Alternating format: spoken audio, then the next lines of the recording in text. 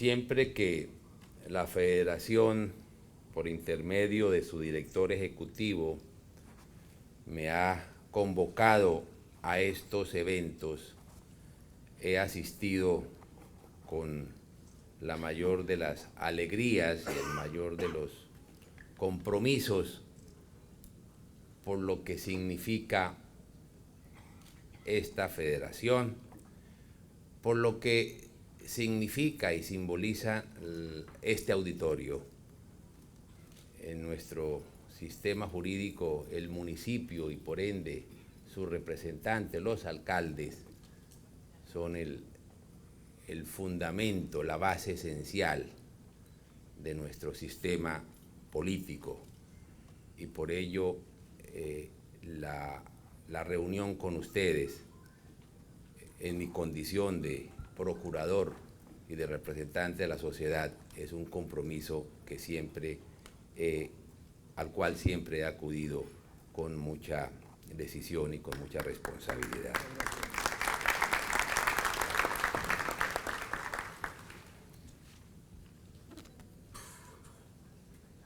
Del liderazgo, el compromiso, la pulcra gestión y los resultados de los alcaldes depende en gran parte la legitimidad de las instituciones estatales. Así como la familia es el núcleo fundamental de la sociedad, el municipio es el núcleo fundamental del Estado. La buena o mala marcha de los asuntos públicos la miden los ciudadanos en su cotidianidad, en la vida diaria, en las calles, en los parques, en el acceso a los puestos de trabajo, en la posibilidad de tener un buen servicio de agua potable y de mejor educación para sus hijos. En estos propósitos, las administraciones municipales tienen una enorme responsabilidad. Es el municipio donde el gobernante está más cerca de los ciudadanos, donde se puede llevar a cabo un auténtico diálogo social para hacer de la alcaldía un instrumento de gobierno de los ciudadanos, con los ciudadanos y para los ciudadanos. La elección popular de alcaldes, adoptada mediante el Acto Legislativo de 1986, fue el preámbulo de lo que vendría a ser un nuevo modelo de Estado, aún en construcción. Un Estado fundamentado en el reconocimiento de los derechos humanos y de la participación de los ciudadanos en los asuntos que los afectan. Digo que es un nuevo modelo, aún en construcción, porque a pesar de los 25 años de la Constitución del 91 y de los 30 años de la consagración de la elección de alcaldes, se necesita reabrir un debate en Colombia orientado a fortalecer a los municipios. En materia de descentralización política, administrativa, debemos buscar que las comunidades cada vez participen más. En cuanto a la descentralización fiscal, se deben robustecer los municipios con más recursos económicos para que puedan llevar a cabo las responsabilidades que les competen. Se necesitan fortalecer los fiscos de las entidades territoriales. Y en cuanto a la descentralización funcional, es indispensable avanzar a una mayor autonomía en el cumplimiento de las funciones, sin interferencias mayores de otras instancias estatales. Fortalecer a los municipios y a las alcaldías exige abordar varias cuestiones.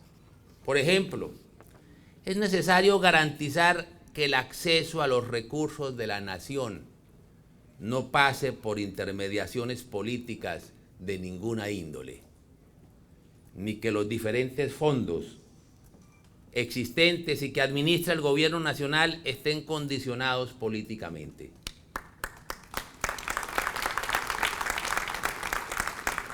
Seamos sinceros, seamos sinceros. Ustedes saben dónde ponen las garzas, como lo sé yo. Para acceder a los recursos que el gobierno nacional destina a las regiones, un alcalde no puede estar sometido a la simpatía del presidente de turno o de un parlamentario. Esa práctica somete a los alcaldes, afecta a las comunidades, se convierte en un instrumento inaceptable de chantaje. El sistema actual está diseñado no para trabajar conjuntamente entre la nación y los municipios, sino para agachar la cabeza de los alcaldes locales ante el capricho del gobierno de turno y las ambiciones políticas de unos cuantos.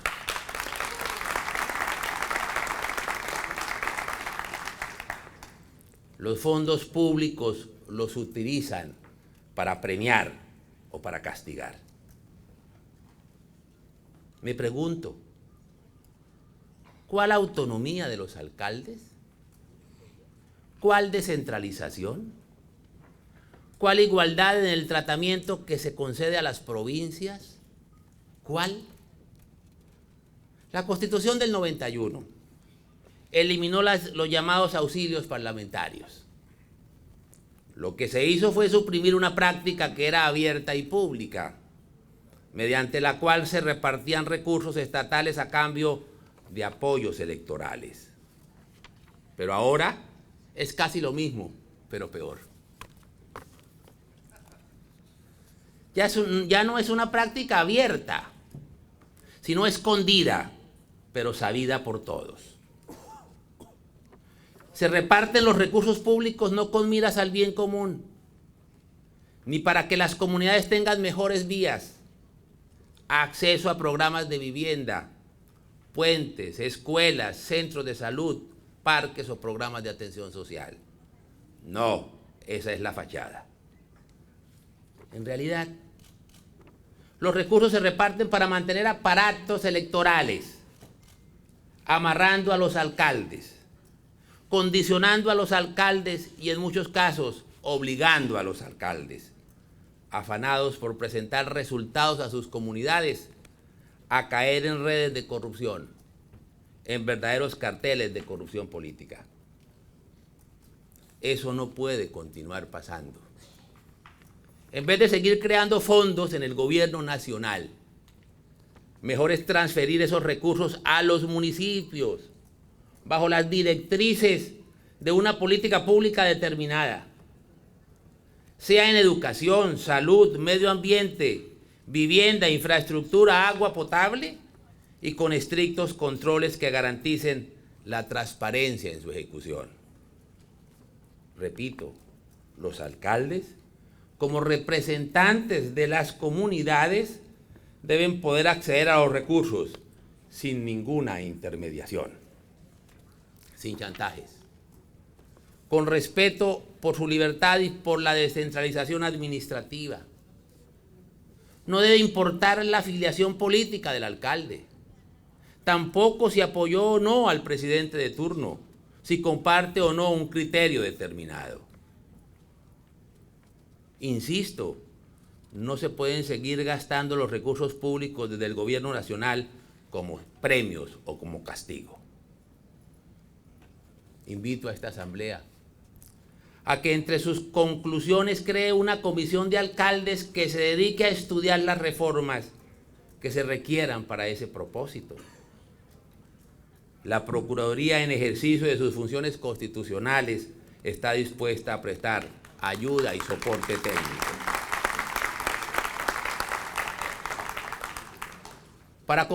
Para concluir esta primera reflexión,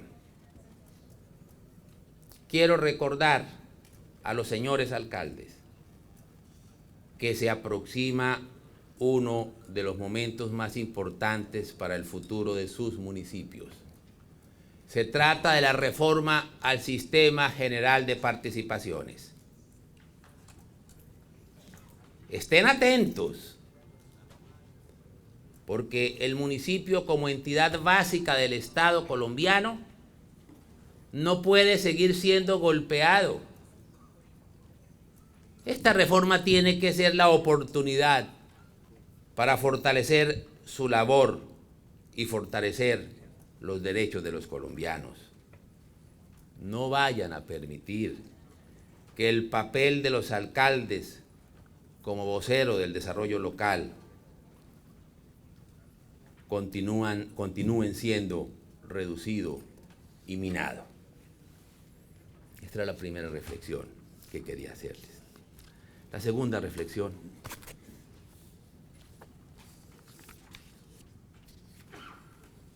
que quiero hacer es las preocupaciones que le asisten a la Procuraduría sobre el impacto que tendrán en los municipios los acuerdos de La Habana. Se ha hablado con insistencia de la paz territorial.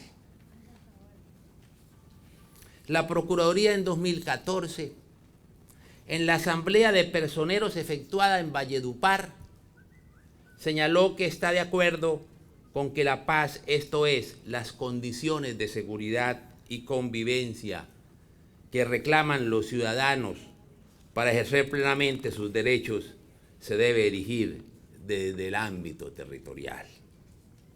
Dijimos que la paz en el territorio únicamente se puede alcanzar a través de la construcción del Estado de Derecho y de legitimidad democrática, es decir, de la vigencia de la Constitución y de la ley en el territorio y del voluntario acatamiento del ordenamiento jurídico por los ciudadanos.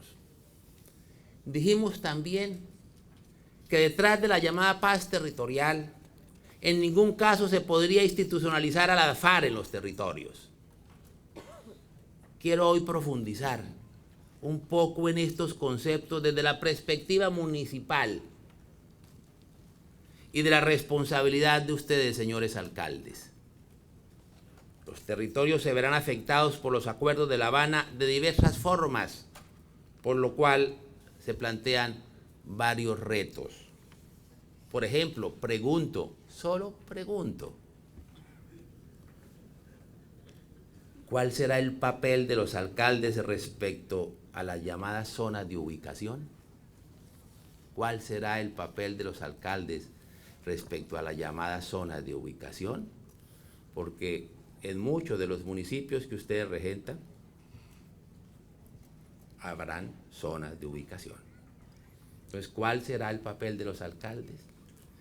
El Congreso está modificando, hoy la deben votar, en este momento la deben estar votando, la Ley de Orden Público. Es la modificación a la Ley 418 del 97, para crear la zona de ubicación. El texto que está a punto de aprobarse, y que lo he analizado minuciosamente, reconoce que tales zonas permitirán concentrar a guerrilleros armados en varios municipios del país.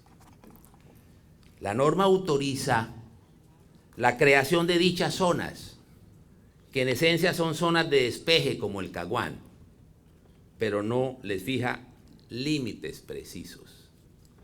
Aunque dice que las zonas son temporales, las limita al final del proceso de paz, y el gobierno ha dicho que la implementación de los acuerdos con las FARC puede durar 10 años o más. Son realmente zonas indefinidas. Son zonas que se podrán abrir en cualquier parte del país, incluidos territorios que comprendan población civil. La Procuraduría solicitó lo contrario. Los ciudadanos no pueden quedar desprotegidos en manos de un grupo armado ilegal, sean la FARC, las BACRIM o el Ejército de Liberación Nacional. Y el Estado no puede renunciar a garantizar los derechos de los ciudadanos. Lo que ocurrió en Conejo, en La Guajira, no debe repetirse. Segunda pregunta. Como vuelvo y les digo, solo pregunto. Solo pregunto. Los alcaldes podrán cumplir las obligaciones que les impone el ordenamiento jurídico en los territorios donde se localizan las zonas de concentración guerrillera. ¿Podrán los alcaldes ordenar a la policía ingresar a esas zonas para proteger a la población civil que se encuentre allí? ¿Podrá el alcalde dictar medidas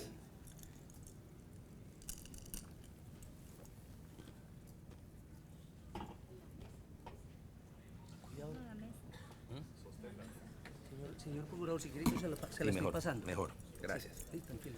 ¿Podrá el alcalde dictar medidas como la restricción y vigilancia de circulación de las personas por vías y lugares públicos en las zonas de concentración fariana? Con el fin de garantizar la seguridad de la población, los reglamentos que dicten los alcaldes para aplicar las disposiciones sobre policía tendrán plena vigencia en las zonas de concentración guerrillera que se creen en sus municipios. Eso no está claro. En la ley no está claro. Y la experiencia, al igual que el texto del proyecto de ley, sugieren que los alcaldes no podrán cumplir ninguna de sus funciones en las zonas de concentración de la FARC que se negocian en La Habana. Eso requiere precisiones del legislador. Por eso yo me permití enviar la semana anterior una carta a Luis Fernando Velasco, presidente del Senado de la República, con estas preocupaciones. Son preocupaciones que se deben plantear y que se pueden solucionar, pero son preocupaciones que se deben plantear en su momento, previas a la configuración del instrumento legal. Eso, y en mi condición de representante de la sociedad lo hago, no con afán diferente a que quede bien hecho el instrumento, porque todo el mundo acepta, todo el mundo entiende que al final de un proceso deben existir zonas de ubicación, pero para que haya el desarme y el desmonte del aparato criminal, y para ello debe tener unos mínimos que son los que se están advirtiendo. Eso requiere precisiones del legislador. Si bien los alcaldes son agentes del presidente en el mantenimiento del orden público, tienen también la obligación de actuar como jefes de policía para mantener la seguridad y la convivencia ciudadana. No porque el presidente de la República ordene establecer tales zonas, cesa la responsabilidad de los alcaldes como jefes de policía y su obligación de garantizar la seguridad a los ciudadanos. No se puede olvidar que aún con zonas de concentración guerrillera, la Constitución señala que las autoridades de la República están instituidas para proteger su vida, su honra y sus bienes, creencias y demás derechos y libertades a las personas residentes en Colombia. La Constitución, por más que se pacte en La Habana, no ha muerto, está vigente.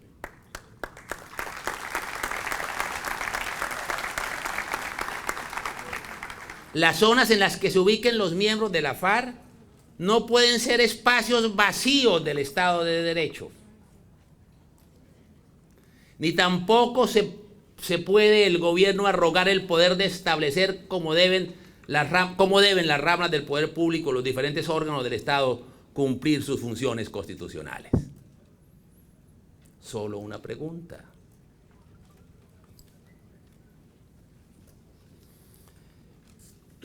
La negociación de La Habana es por el poder y por el poder territorial.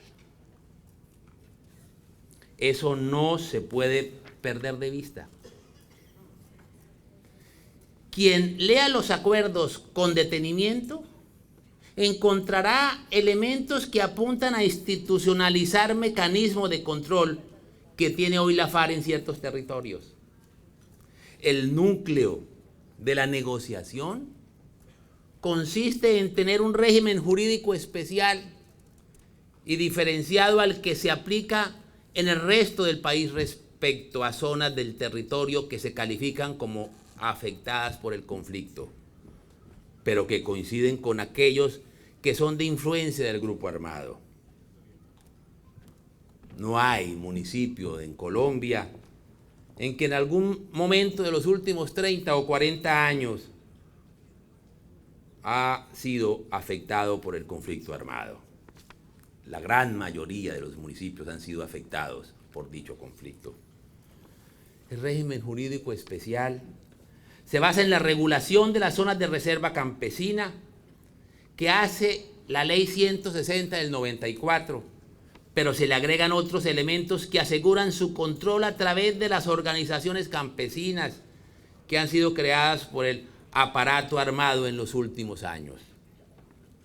El eje de la planeación y ejecución de la transformación estructural del campo que se pretende con los acuerdos son dichas organizaciones campesinas, y las zonas priorizadas son en su mayoría de importante presencia de la FARC. Eso no es casual. Gracias a ello, el grupo conseguirá afianzar el control sobre población y territorio. Serán esas organizaciones, bajo influencia del hoy aparato armado, las que jueguen un papel decisivo en la formalización de la tierra o en la adjudicación de la tierra gratuita. Cuando la FARC dicen que no se van a desmovilizar, hay que creerles. No se van a desmovilizar. En realidad no lo van a hacer. En el mejor de los casos dejarán las armas, pero se mantendrán como aparato organizado y con capacidad coercitiva. Cambiarán los fusiles por presupuesto proveniente de los impuestos pagados por los colombianos y por el control fariano institucionalizado en dichos territorios. En eso no hay que equivocarse. Para fortalecerse, las FARC utilizarán la ejecución de los programas pactados en La Habana en materia de educación, de salud, de infraestructura, de subsidios y en general con relación a los programas de desarrollo con enfoque territorial y los planes nacionales para la reforma rural integral. Los utilizarán para tener bajo control a la población y a través de ella controlar el territorio. Repito, esta ha sido una negociación por el poder y por el poder en los territorios. ¿Dónde? Y pregunto, solo pregunto, ¿dónde estarán los alcaldes y las autoridades municipales en ese esquema de reorganización territorial? Es una pregunta de perogrullo. Es un modelo diseñado para que en zonas que pueden comprender territorios de un municipio o de varios municipios, la FARC gobiernen a través de las organizaciones que han creado sin interferencia alguna de las autoridades civiles elegidas mediante el voto popular. Para decirlo en términos populares, los alcaldes, los colegios, los consejos municipales y los personeros quedarán pintados. Ese modelo de control por parte de las FARC del territorio se extiende a la actividad productiva. Lo que los acuerdos denominan economía campesina, familiar y comunitaria, cuya definición o alcance no se precisa en los documentos, dejan claro que la actividad económica en tales territorios será definida con la participación de la comunidad. Y cuando se habla de comunidad se hace referencia a las asociaciones que tendrán un papel en la comercialización, por ejemplo, administración de los centros de acopio. Muy hábilmente la FARC pactaron un modelo que refuerzan los mecanismos de control sobre la población y del territorio, además de ser socialismo planificador puro, sustituto del libre mercado.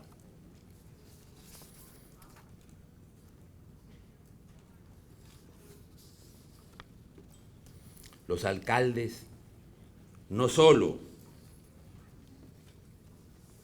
no pueden renunciar a sus responsabilidades en el territorio, sino que tendrán que enfrentar una serie de fenómenos derivados de la implementación de estos acuerdos.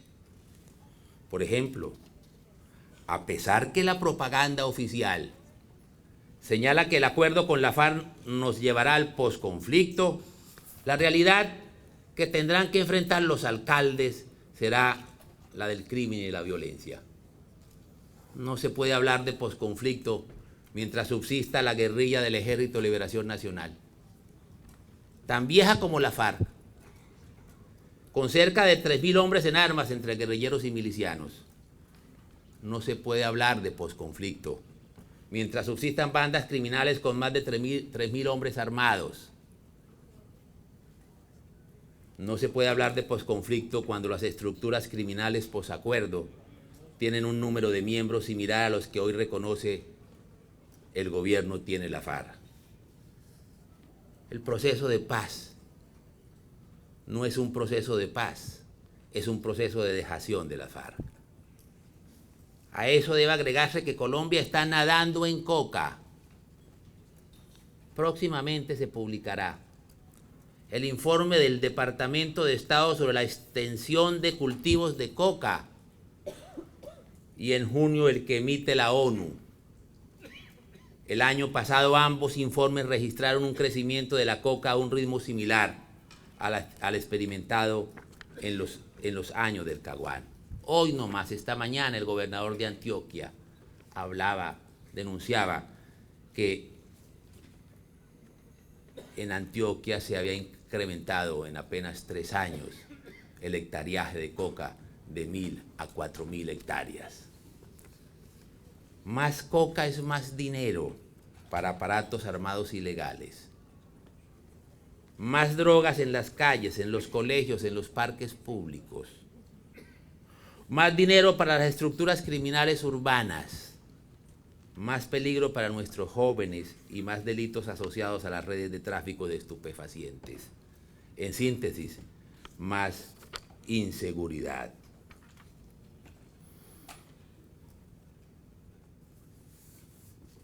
En ese contexto, ese es el contexto, señores alcaldes, que tenemos por delante. Ustedes lo conocen mejor que yo. Son los riesgos que se deben visibilizar desde ya para que los planes de desarrollo y los planes integrales de seguridad y convivencia ciudadana se proyecten con una óptica de prevención. La Procuraduría recomienda a los señores alcaldes para sus planes de desarrollo, primero, participación ciudadana en la seguridad. Es indispensable que como jefe de policía el alcalde logre concitar la organización de los ciudadanos en redes de apoyo a la seguridad, con el fin de prevenir el delito y mejorar la capacidad de persecución y castigo a los criminales. Los ciudadanos organizados sin armas, repito, sin armas, apoyados en la tecnología de las comunicaciones que cada uno tiene hoy en su celular, es clave para volver a contar con redes de información. La participación ciudadana es clave para garantizar la seguridad siempre en el marco de la Constitución y nunca para desplazar a nuestra fuerza pública. Segunda recomendación, dar prioridad a la lucha contra el tráfico de estupefacientes. Se requiere triplicar los esfuerzos en materia de prevención en colegios y escuelas. Es necesario intensificar por todos los medios posibles la educación contra las drogas. En este punto, también es importante desarrollar una estrategia sostenida contra las ollas de narcotráfico. No se trata solo de desmontar un expendio de drogas, sino de desarticular con inteligencia y judicialización las redes de jíbaros. La protección de nuestros niños y jóvenes frente a las drogas debe ser la máxima prioridad.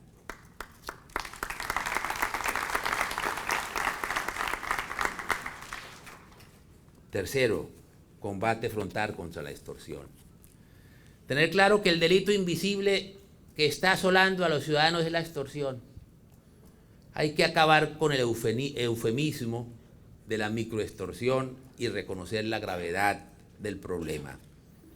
En el pasado, la extorsión afectaba a los más pudientes, ahora la extorsión es contra todo el mundo. Quien conduce una buseta o un bus intermunicipal debe pagar una cuota. La señora del puesto de dulces en la esquina debe pagar la vacuna. Igual el señor de la farmacia o la señora del restaurante. Hay regiones en Colombia donde toda actividad económica tiene un impuesto criminal. Los alcaldes deben convertirse en los primeros en liderar una cruzada contra la extorsión. Nuestra fuerza pública no puede sola, requiere el apoyo decidido de las autoridades políticas y la movilización ciudadana.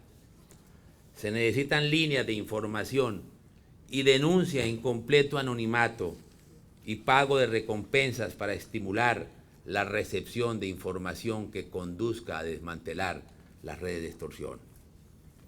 Cuarto, prevención y política para la juventud.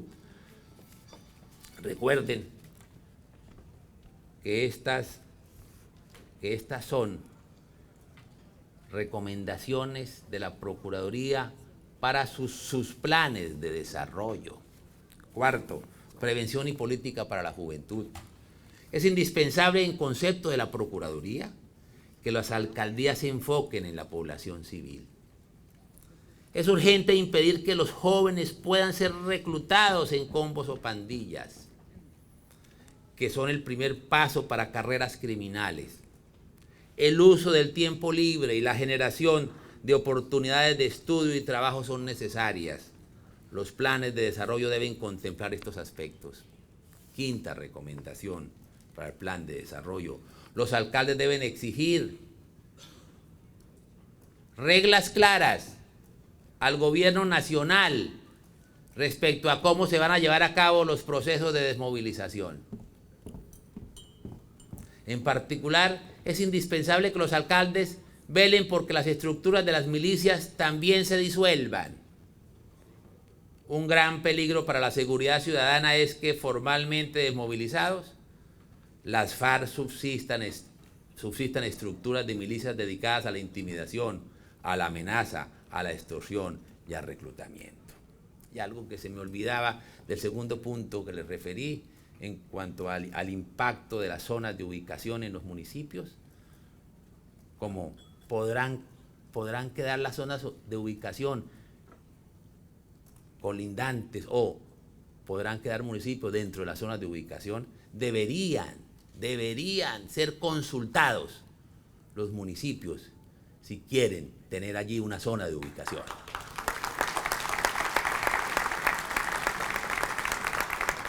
Y eso es prioritario. Y ustedes, alcaldes, líderes de los municipios, tendrán esa responsabilidad.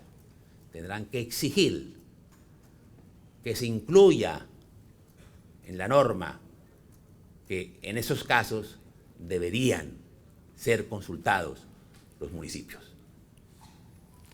Sexto, es importante que los alcaldes exploren formas de trabajo conjunto con las empresas de seguridad privada, establecidas legalmente y que estén bajo estricto control de la Superintendencia de Seguridad y Vigilancia Privada.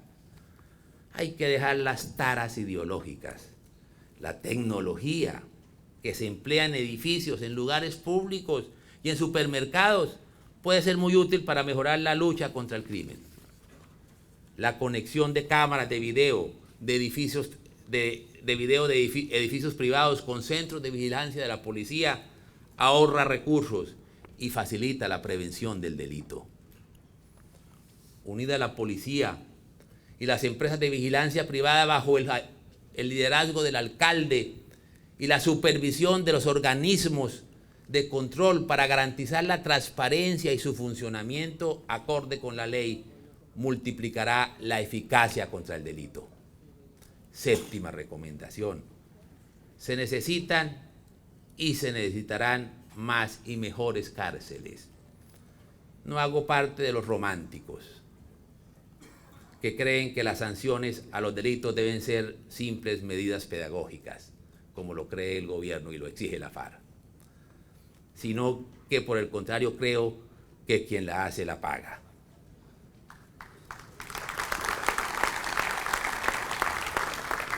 Así de claro, quien la hace la debe pagar. Quien come, ustedes ya conocen esa Constitución. Quien comete el delito, un delito debe cumplir una pena, y cuando ese delito tiene determinada gravedad, pues se debe cumplir pena de cárcel. Así ha sido en Colombia y así es en todo el mundo. No existe país del mundo que carezca de policía y de cárceles. En aquellos municipios que lo requieran, se deben construir centros de reclusión. No solo para garantizar la privación de la libertad, la protección de los ciudadanos frente a los delincuentes, sino para garantizar los derechos humanos de quienes hoy viven en execrables condiciones de hacinamiento en las cárceles. Es importante destinar recursos en los municipios para ampliar, modernizar o construir nuevas cárceles. Octava recomendación. Como jefe de policía en el municipio, el alcalde debe velar porque el cuerpo armado civil no se corrompa. En esto quiero ser muy crudo. La existencia de policías corruptos afecta dramáticamente la credibilidad que tienen los ciudadanos en ella, en la policía. Hace unos días cayó casi la totalidad de los agentes de policía del CAI cercano a la calle del Bronx, en Bogotá, un cuasi santuario del narcotráfico y el crimen en Bogotá. Desgraciadamente, en muchas de las ciudades y pueblos, agentes de policía hacen parte del entramado criminal. Es común escuchar en mis visitas a diferentes regiones quejas de ciudadanos que dicen que agentes de policía conocen las ollas de drogas en su barrio y que en vez de combatirlas hacen visitas para recoger diariamente el soborno. Eso no se puede admitir. Es necesario que el alcalde, que el jefe de policía, vele por la pulcritud de la policía en el municipio. Reconozco que no es fácil, pero la Procuraduría, mi despacho directamente, yo mismo estoy listo para ayudarlos en esa tarea. Novena recomendación. La seguridad ciudadana requiere eficacia en la respuesta del Estado frente al delito. Las administraciones municipales deben trabajar para que haya respuestas rápidas y eficaces a las denuncias. Más grave que la ocurrencia de un delito es que se denuncie y que las autoridades no hagan absolutamente nada. Eso estimula al criminal y aleja al buen ciudadano de sus instituciones. Es conveniente que los municipios hagan balances mensuales sobre la ocurrencia de delitos y la respuesta a las denuncias presentadas. También se deben tomar medidas para remover los obstáculos que desestimulan las denuncias. Un general de la policía decía que el afán estadístico de resultados hace que a veces no se reciban las denuncias. Entonces se producen falsas estadísticas. Es también importante el apoyo a la Fiscalía. Los alcaldes deben trabajar de la mano con la Fiscalía. La eficacia de la respuesta requiere una Fiscalía fuerte y una alcaldía municipal que la apoye. La coordinación con ese ente investigador repercutirá en más y mejor persecución del delito. Y última recomendación, cambiar la intolerancia social por la convivencia ciudadana. Es increíble que en Colombia las lesiones personales y el homicidio sigan teniendo un importante ingrediente de intolerancia. Se matan los amigos, se matan los familiares, se matan en una reunión social, se matan por intolerancia social. La aplicación de normas de policía orientadas a impactar aquellos contextos donde se presentan hechos de violencia con mayor asiduidad es clave y es una responsabilidad de los alcaldes. Hago un llamado para que los alcaldes ejerzan las competencias como autoridad de policía. El ejercicio de esas competencias previene en muchos casos la comisión de delitos y neutraliza ambientes propicios para la criminalidad. Por ejemplo, una intervención oportuna como autoridad de policía, en el control de los establecimientos de alto impacto, como los clubes nocturnos, en las riñas y en el control a los establecimientos que comercializan teléfonos celulares, va a redundar en controles eficaces sobre el microtráfico, que es tráfico puro y duro, el hurto de teléfonos a la vez que promueve la protección de la vida y la integridad personal. Y una cosa final, no hay política de seguridad que sirva sin liderazgo directo del presidente de la República o del alcalde municipal. La seguridad y la convivencia deben ser obsesiones de un alcalde. Garantizar la vida, la honra, los bienes, las libertades a los ciudadanos es una obligación que no puede soslayar quien fue elegido alcalde. El alcalde debe ejercer como jefe de policía. Esa es su tarea. Debe orientar los esfuerzos para combatir el delito y proteger a los ciudadanos. La seguridad no es de derecha o de izquierda. Ese es un cuentazo que se inventaron los apologistas de la violencia. La seguridad no tiene partido político. La seguridad es una condición de la convivencia y de la existencia de la sociedad y de la civilidad. Eso solo es posible con el liderazgo de ustedes, señores alcaldes, que son los alcaldes de Colombia. El liderazgo lo tienen, por eso son alcaldes, por eso los eligieron. Ahora deben ejercerlo para el beneficio del bien común y de todos sus conciudadanos. Muchas gracias.